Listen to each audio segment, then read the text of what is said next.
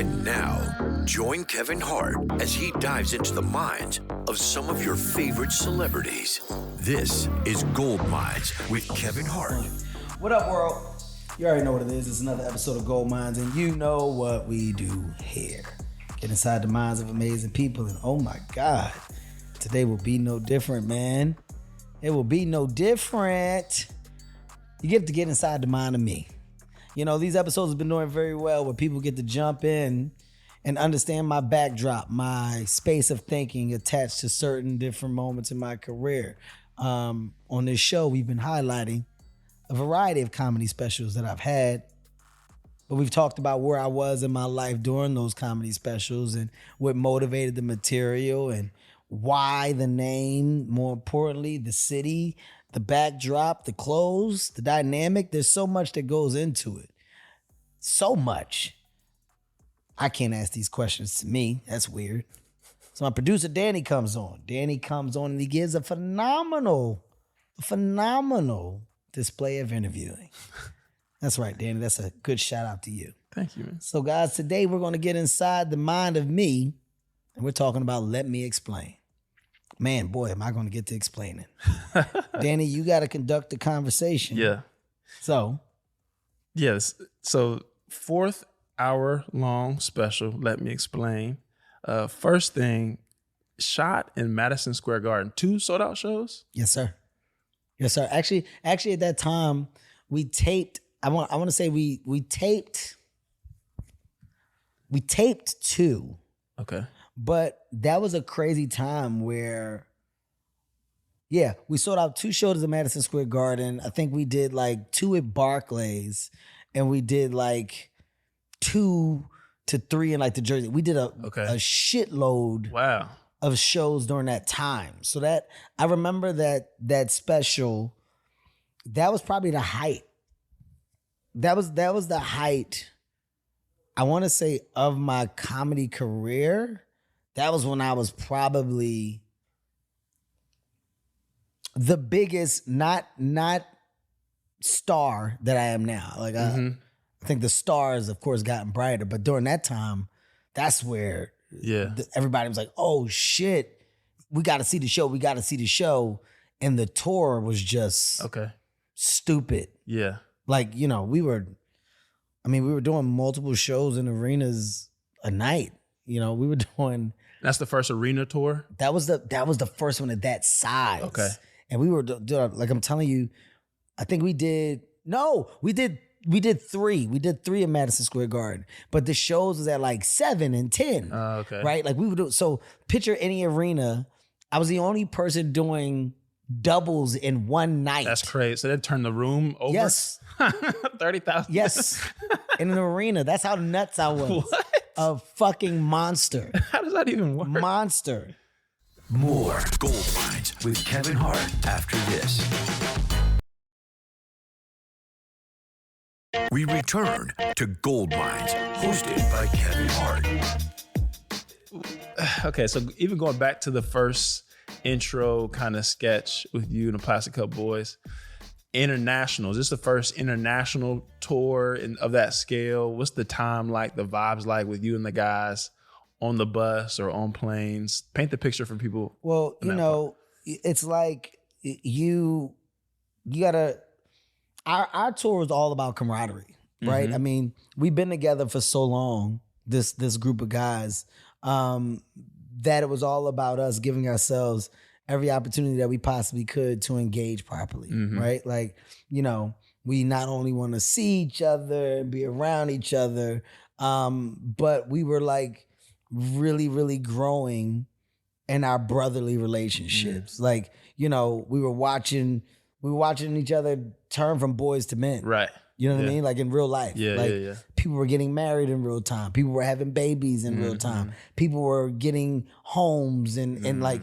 there was a lot of real adulting happening. So the one thing that we never wanted to lose was just that dynamic in our friendship. Right. So our travel was always planes. We would jet to a city, be in that city for the day, for the night, leave after the last show, get to the city for the next day, early AM, we probably get to the city 5 a.m., land, sleep in that city until about 3 or 4, and your show time's at 7. Your next show's at 10. That show's done by 12:31, and chill for a little bit, and you're back on the plane again at 2:30 a.m. and you're flying, or you may have 4 shows in that city. So it all depended on like the multiple of shows, but the goal was for us to always be in the bed and not have to wake up until you got to go for that show. Gotcha. So when you got to schedule that grueling, everything is happening so fast and it's a blur, but you remember and hold on to the laughs. You hold on to those plane rides. You hold on to the travel from hotel to venue to hotel, airport, land, check-in. We eating breakfast together. We eating an early dinner together. Like everything was just us all the time. And, I look at it now, man, I'm 45. I think I was, goddamn, I was probably 28 when we first started touring at a good level. Probably, 28, 29. Okay. So we've been on the road for over 15, 16 years, man. Same squad. Doing the same squad. That's same crazy. Squad. When I was even looking at this, I'm like, from I'm a Grown Little Man to now, this is like a 5-ish year span of 5 or 6 years of like 4 specials. And even that output is insane to me when I look at just heat after heat after heat. And then this one, you're in Madison Square Garden. So it's like even crazy to even see that ascension, in that span of time. But even before we started recording, I was telling you, I was watching Along Came Polly, and you were in that movie too. So it's funny to see like, all this happened so fast, but it's like you see random artifacts of like, oh, Kev was working. He was working the whole time, even if he was holding the mic and Along Came Polly, in like random scenes with like one line. Like, oh, dude was working the whole time. If you really go back and if you really type in Kevin Hart cameos.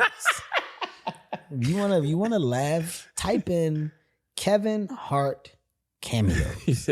And the cameos that I was able to indulge and take part in, the things that I was able to get to and fucking weasel my way in. Right. Like I'll tell you a good example, like Scary Movie 3. So Miramax, apparently had fucked over the Wayans brothers. Right. I mean, I'm young in my career, so I don't know none of this shit. I'm just happy that an opportunity is coming. But the opportunity only came because I bullied a table read. Okay. So they had a table read. My manager was like, they're just looking for some people to see if the stuff on page is making sense. So, I think it's a good opportunity for you to get in front of some directors, some, casting directors, producers, and just do what you do. And literally at the table read, I took this character who had maybe 6 lines and just improv'd and went for it. Okay. Added stuff like, I have so many ad libs and so much that I just put on the table, and they were laughing and going at it.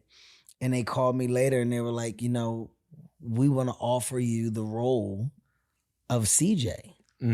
And we're also adding the things that you added at the table read. And it was the biggest eye opener that I've ever had. Right. Yeah. The control. So from that point on, those like moments for cameos, they came from me doing table reads. So Along Came Polly, that was an offer that came because I did a table read for Ben Stiller for another script he had, and he thought about me for Along Came Polly. Wow. If you go to Lil Fockers or Meet the Fockers, one of them, I'm the nurse. That's crazy. I'm a nurse. Okay. Like if you go look at it, in one of them, I'm like the nurse at the hospital when he comes in and they're asking about his parents. I got like 3 lines. It's nothing crazy. But if you go and Google, go look at Drill Bit Taylor. I worked in a pawn shop. And I was like the guy in the pawn shop. If you go look at the early stages of Kevin Hart and what and why and where I did and what I did, you're going to laugh at the variety of things that you see me in. Like all table reads. And the work, that's funny. And it worked. Yeah. It got me small cameos. It got me lines in movies. And then from there, of course, things progressed. Yeah. So let's fast forward to the actual special. The night of, first time you see the actual set, you see your name, you see the fire. Explain that feeling you had when you saw that for the first time and saw all those seats that were coming to see you tape something. I want to say that the emotions I had at the end of that special, where I cry and stuff on stage, I held in.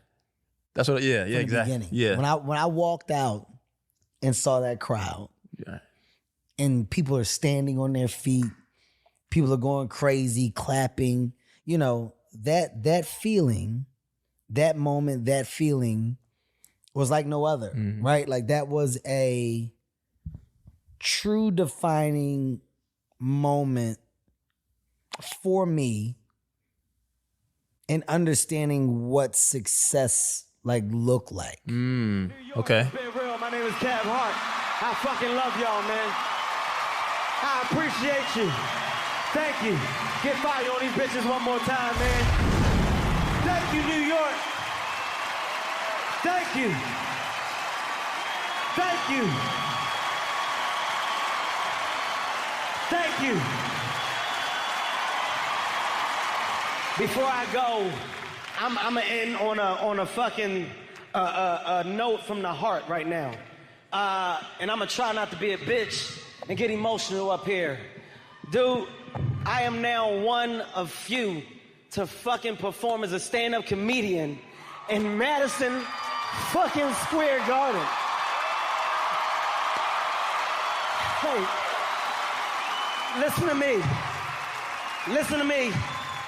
You have no idea the fucking feeling that I have going through my body right now, man. This is a fucking dream come true.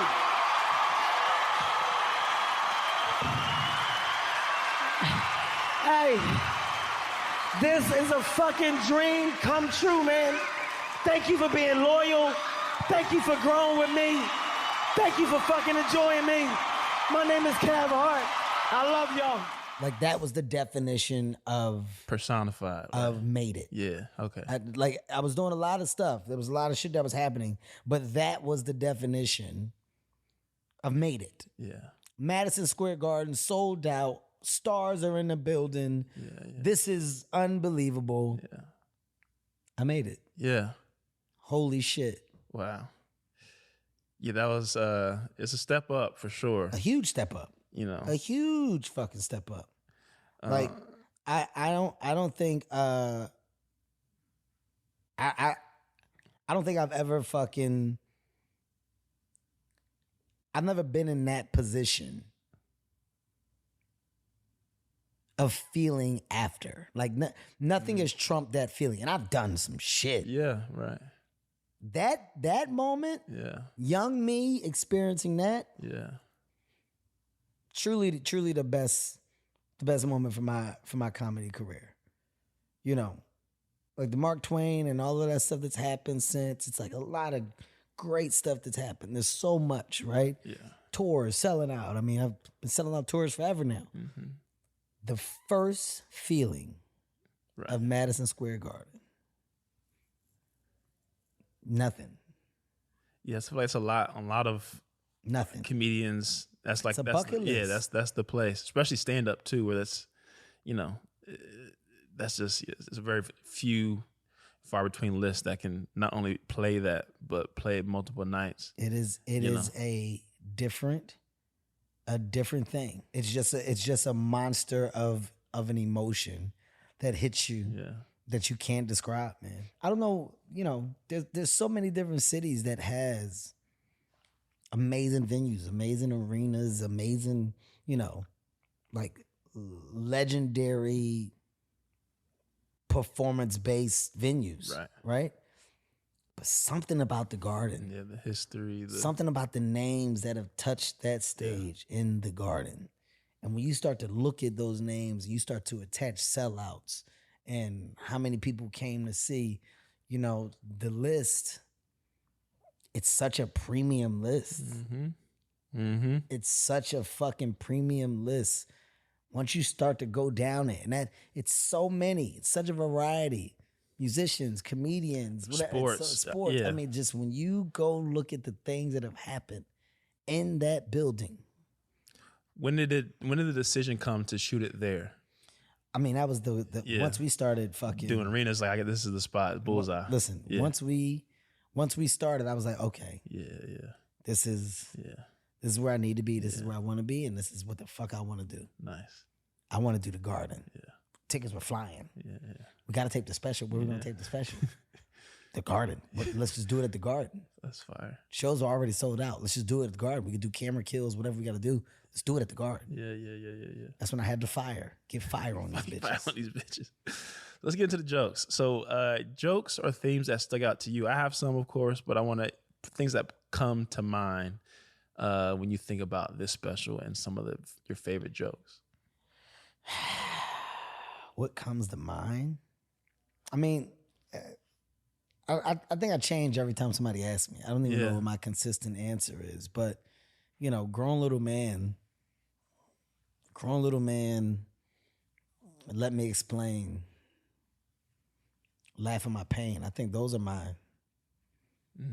Those are like the three.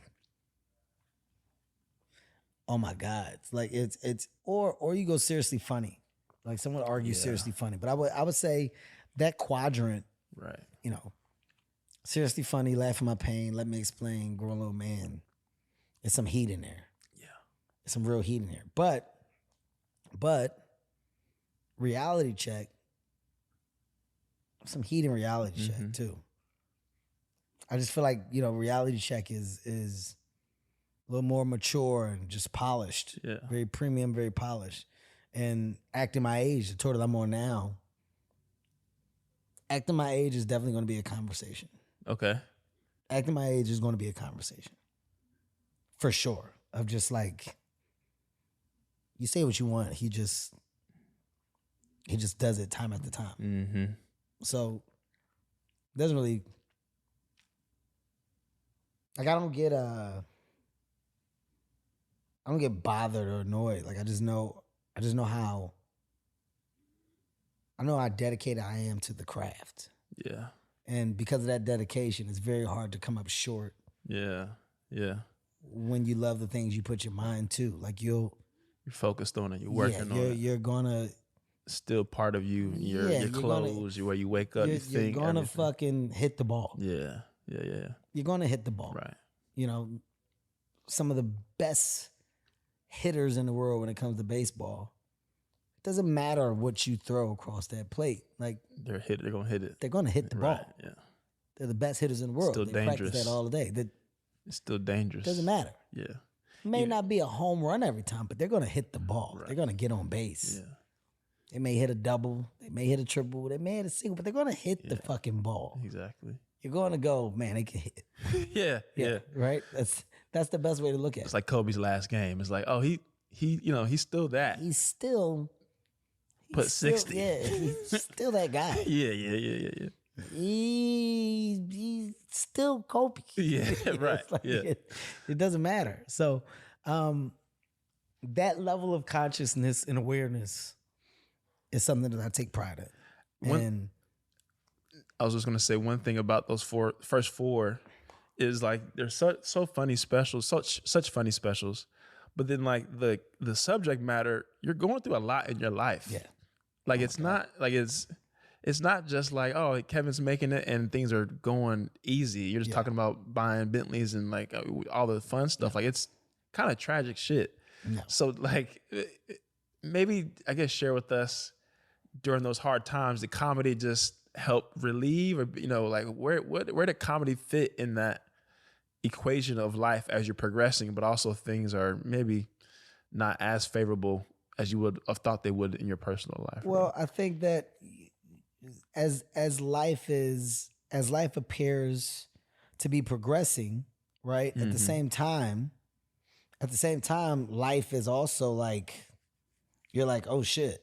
You're like, fuck. Yeah. Is stuff, do I have a handle on everything? Yeah. Like, is this moving way too fast? Right. Or is this like shit, movies, TV, okay, all this stuff is happening. But then you're like, the financial woes of understanding how to operate and manage money, like still until this day, it doesn't matter how big you get, no matter what you do, like there's always going to be problems. Right, You're always going to have to deal and manage with the idea of what's new and what comes with it, right? And the volume of energy that you need to perform, to deal with people, to manage and operate businesses, to grow businesses, to like it's compounding. So at that time, those were the early stages of me trying to put things together, right? Okay. Like you got to remember too. Let me explain. That was the first special that I released theatrically. So my exposure, financial exposure, we was making money off tour, but like I was like, all right, I'm gonna pay for that. I'm paying for the office space with people that I just put in there. All that was overhead that I was covering without a plan. Sorry, that's to interrupt you, but I thought about that. Literally, me personally working for you. It's like I'm here now and I see this big ass building, so I assume that this is just like not easy, but it just happened. But like I think about even my own career, like if I had to employ 80 people off of telling jokes and like, that is kind of, I'm not trying to say it just because I'm in front of you. Like it is kind of a crazy thing to be building in tandem with being on stage and being the funniest person you possibly can be too. If you're my best friend, I shouldn't have to ask you to lie for me. I shouldn't have to ask for your permission for me to put you in my lie. You know why? Because you're my best fucking friend, bitch. That's your job. The day that we sign up and say that we best friends, that means that my bullshit is your bullshit. And your bullshit is my bullshit. If you're my real best friend, you should know that I need you to lie for me by the look on my face. If I'm looking at you and I'm not blinking, if I'm like this, that's a goddamn sign. That means the bitch got to drop on us. My back is against the wall. This is not a test. It's the real deal. Help me. Help me. Nigga. Help me. My friend Harry ignored all signs, okay? Let me tell you how shit hit the fan. I come in the house, right? I come in the house, it's like 4 a.m. I'm drunk, people. Drunk as shit. I have no balance. I'm all over the place. I'm rocking back and forth. As soon as I walk in the house, she wakes up. She goes off. You know what? I'm sick of this. I know you was probably out with some bitch. You was probably messing with some bitch. Now I'm drunk. I don't want to respond because I don't have any balance. I'm rocking back and forth. You don't look believable when you're rocking back and forth. So I had to choose a stance in which I look believable. So I chose this. I said, let me tell you something. Listen to me. Wasn't nobody with no bitch, okay? You wrong. Matter of fact, to prove you wrong, I'm gonna call Harry. Harry not expecting me to call right now, so Harry don't have no reason to lie. And I'm gonna put it on speakerphone. About to make you feel stupid. Watch this. Watch how fucking stupid you feel. Watch. Watch this. Harry. Harry. Real quick. Don't lie. Let's stop right there. Let's just stop right there for a second. What does that mean? What does that mean, people? Lie. It means lie right now. I mean, the bitch got to drop on us. My back is against the wall. This is not a test. It's the real deal. Help me. Help me. Nigga. Help me. Harry ignored all signs. I'm telling you exactly what Harry said. I said, Harry, real quick, don't lie. Where are we coming from right now? He said, man, you was with that bitch with the fat ass. What? Oh, no. No. Oh, no.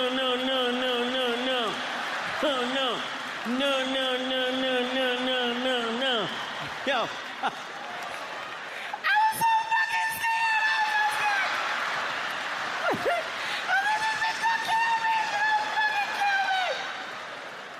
I mean, it's like, I think the toughest thing is like, in this space, you look back and you realize what started it all, and it's a joke. Yeah. Not it's a joke. I'm saying me telling a joke. Yeah, jokes. Like, yes, yeah. jokes. is what started it all. And that's the source of energy and fuel for the train, for the locomotive. And as the jokes got bigger, the thing gets bigger, the machine gets bigger.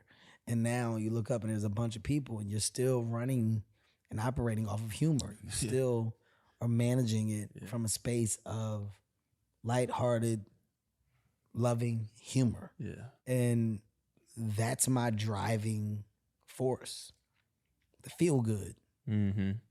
Making people feel good. Even in the office, in the business or businesses. How do we make people feel good? Yeah. That's the comedy specials. That's the purpose of a comedy special. I want people to watch it and feel good. I want you to laugh, have a good feeling and a good energy after enjoying the special. That's my hopes. Yeah. That's my hopes. Yeah. If that happens, I'm doing the thing that I wanted to do and it's serving the need that I wanted it to. That's it. That's it. And that top line and that understanding, I guess you could say, my understanding of that on the top level, I think it doesn't make it easier because the shit is hard doing all the stuff, but it grounds you a little bit. Yeah. Yes. Yeah. That's a great saving word. Keeps you grounded. Yeah. This is Gold Mines, hosted by Kevin Hart. Now back to Gold Mines with host Kevin Hart. So let's get into some of the specific jokes that I thought were funny as hell. The bum bump. Just like, I love specials that have a through line and all that kind of stuff, but even there's just a funny moment of this is just a funny random observation that feels like it's coming out of nowhere. I don't even know what question to even ask you off of this other than I, to this day, was crying when I was watching it. Because the scenario of the leader of the homeless guy walking up and just tapping you on the lip is crazy. It's crazy. You say that, but it really is. Those are moments of like real observation. Yeah. and it really did come from, not making fun of homeless people here, but it came from me looking out for a homeless person. Like I was giving him some money. Yeah. And like he went too far with the grab. He went too far with the grab. Like that's where I got the fucking the joke from. Yeah. Way too far with the grab and just got too close. Yeah.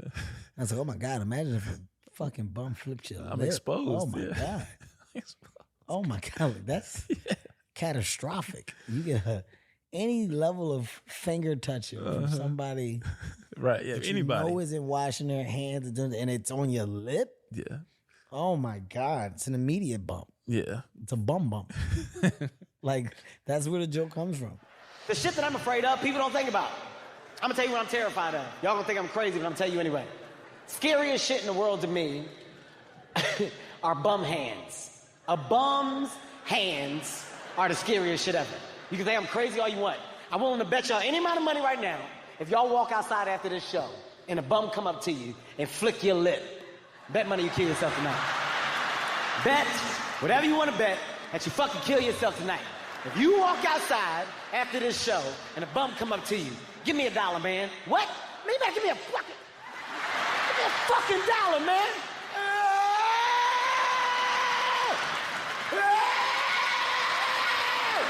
What happened, man? He shoots you? Motherfucker flicked my lip, man. Oh my God. That's the scariest shit ever. Like, you gotta get rid of that lip. You can't keep that lip. That lip's gotta go. You gotta buy a new lip. I don't even know where to get lips. What you do if you got jumped by 3 homeless people and they held you down? Ha! Get off me. What is this about? And then the leader come out and you see him like this. Oh my God. You know how dirty his hands are? Oh my fucking God. That'll be the quickest bump that you've ever gotten in your fucking life. Bow, bump, that fucking fast. You gotta explain it. Yo, hey man, is that a fucking herpy? It's a bum bump. What? What the fuck is a bum bump, man? A bum.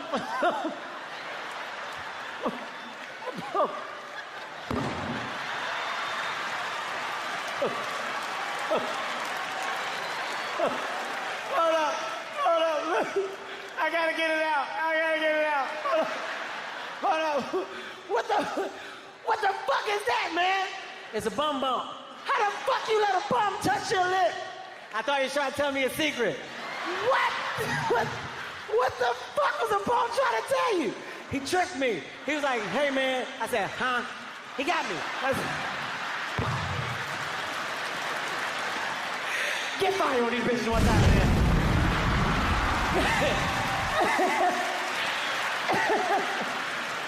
Fucking bum bump. Watch how y'all look at bums when y'all leave the show. Watch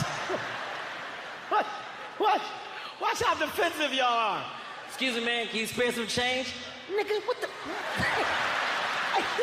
Hey, man, you better get your ass out of here, nigga. You out here trying to flick lips, cuz? You out here trying to give a nigga a bum bump, nigga. I know what you... You ain't gonna give me no bum bump, nigga. You better get the fuck out of here, man. Knock your ass out, man. I don't want no bum bump. No, he got my nigga like that. He told him a secret. My nigga leaned in. Fucked this whole shit up. This nigga shit was all bum bumpy for like 2 weeks. Those silly thoughts are more often than people would ever imagine. Yeah. The things that I have in my bank. Yeah.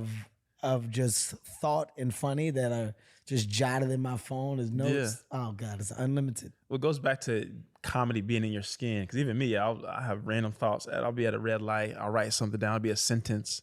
Yes. Everything, you're taking inventory of your life. You're observing everything, and to the point where a lot of the jokes that I say are also, to your point, starts from a very, very real experience, and you put your own sauce on it. You put more than your own sauce on it. You know, you exaggerate the truth of the real moment. Right. Yeah. That's it. What could happen? Yes. That's the best way to explain it. You're simply exaggerating the truth within the real moment of the experience. That's it. Well, another thing, or a funny joke, you on the horse, and there's a funny theme of you and animals in a lot of these early specials. But I love the idea of like Black people, when we get a certain level of success, we start doing stuff that is out of the normal for us, you know, animals and horses. So like, just walk us through that experience. You're doing tours, you're having more money than you maybe ever thought, and you're exposed to the things of like, yeah, I want to show my kids horseback riding and stuff like that. But it's like, I'm not equipped to handle some of this stuff that I'm now thrusted into. I'll say, you're not equipped and you shouldn't be. Yeah. You become equipped when you learn. Right. You can't handle shit that you don't know is coming. Right? But after it comes and you start to grasp, oh shit, this is happening, and you realize that you're in it, you're in the storm, right? And that storm doesn't always have to be bad. It's a good storm. Sometimes there's good storms. Right. In this storm, you got to find your balance. You got to find, find your fucking your grounding factor and stay true to it. Like a lot of people get in it and you lose it fast because the grounding component to it is gone. Yeah. Right? You start to believe the hype of, and all you think is you are and operate off of. That's the importance of your circle. Yeah. I speak on it so much. That circle, man, I love that we've been together for so long. I love that we have seen each other grow and go. Like we've witnessed it, and we've seen each other, have the moments of biting off more than you can really chew. Yeah. Right? Yeah. We've all fucked up. We've all done dumb shit. We've all fucked up money, fucked off money. Like you thinking you doing the right things and you doing the wrong things. Like we've all done it. So those learning experiences are significantly valuable because you're like, I want to keep working hard so that I do it again, but this time I'm not going to do that. Right? Like, so the engine and the reason behind the engine is to keep things coming in so that you can correct some mistakes improve upon, prepare better, do this, do that. It's just, for me, it's just a better way of the world. Yeah. I got stories for days about my kids. I took my kids horseback riding, right? This might have been like the best, worst day that I've ever had with my kids in my life. I wanted to find a place that was suitable for kids and adults so we can make a day out of it. I find this ranch, right? Me, my kids, my brother, my friends, we all go. We get there, they got ponies. My kids get on the ponies. There's a smaller trail at the ranch. They ride the ponies around a smaller trail. Me, my brother, my friends, we go on the big horses. We're going to do the big trail, okay? Here's what happened. Everybody gets on their horse. They got their feet in the stirrups. They're ready to go. I'm last to get on my horse because I was filling out the paperwork. I'm paying for the shit. I get on my horse. Here's strike one for me. I go to put my feet in the stirrups, right? Okay, this was the problem. Like if I put this foot in, this foot wasn't going to make it. I couldn't get them both in, right? So I tell the guy, I said, hey man, I think I need some smaller stirrups. He's like, don't worry about it, you don't need them. I was like, yes I do, because everybody else has them. I'm gonna look like everybody else. He's like, trust me, you'll be all right. I was like, I don't trust you, I wanna look like everybody else. He said, look, do you wanna talk to the instructor? I said, yes, I'll talk to the instructor. Keep in mind, the instructor is why I chose this ranch. This guy's supposed to be like a horse guru. He's gonna teach us how to physically control a horse, he's gonna teach us the verbal commands, and he personally was gonna take us on the trail. Problem with this guy is, he cannot speak English, people, okay? I can't make this shit up. This is the speech that he gave before we started the trail. Word for word. He goes, okay.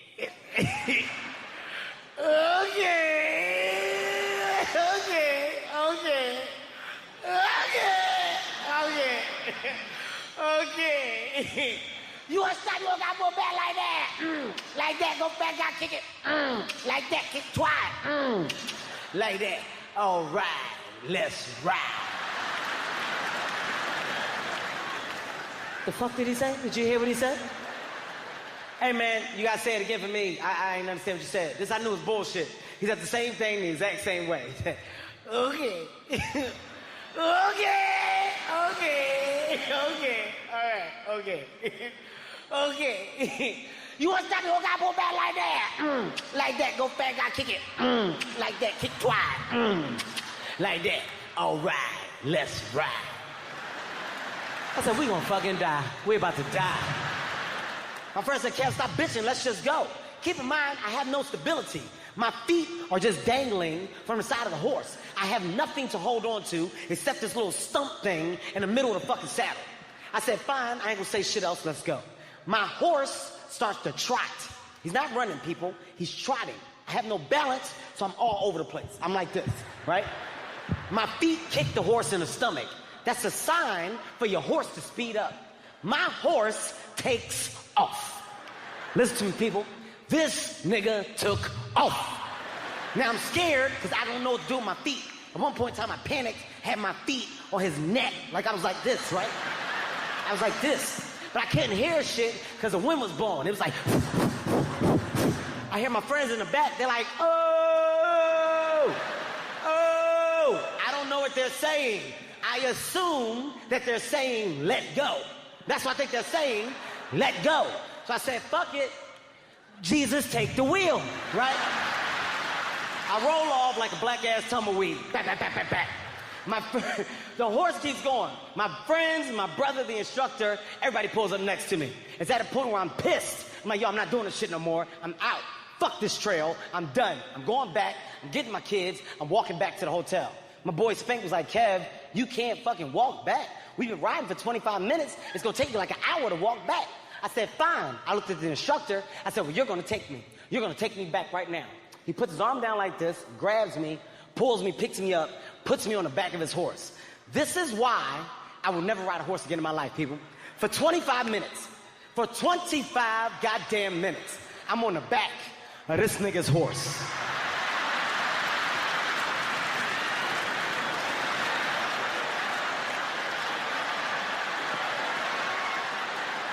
I turn around, my friends think it's funny, they taking pictures, right? I said, put the camera up. Put the goddamn camera up. The instructor kicked the horse in the stomach. The horse started running. He reaches around, grabs my lower back. He starts pulling me in, right? Now I'm scared, so I can't let go. So I got my arms around his stomach. I'm fucking the shit out of this nigga in his back. He speed up, I speed up. I gave him like 75 pumps. Pat, pat, pat, pat, pat, pat, pat, pat, pat. The shit that pissed me off, while I'm in mid-pump, he gonna turn around and go, let's ride. I said, man, get the fuck off of me. Last question I have, even the opening sketch, you're at the party and people are asking questions and have these expectations of you. Everybody has expectations of Kevin. Did this special feel different in a way that for the first time you had a certain level of expectation because you're a certain level of famous now, whether it be personal life, the industry, whatever? And how did that kind of inform your jokes and even the tour itself? Well, I think as I grew within the business of comedy, my expectation was based off of the perception that I wanted to put out there. Okay. That I wanted people to grab onto to create better opportunities for the business and the businesses, right? Like, so I went real family and I went real brand heavy, and I was very conscious of the family component, and it was because of the business partners that I had, the brand endorsements, the opportunities, and I kind of wanted to stay in that space for a while, just commercial, right? Appeal to a broader audience, a more global audience, and if you look at the transitions, I mean, once you get to like What Now and Irresponsible, what else is in there? Zero Fucks Given. Zero Fucks Given. Zero Fucks Given was my COVID special. Yeah. That was, everybody's in the house. I want to do something cool for COVID.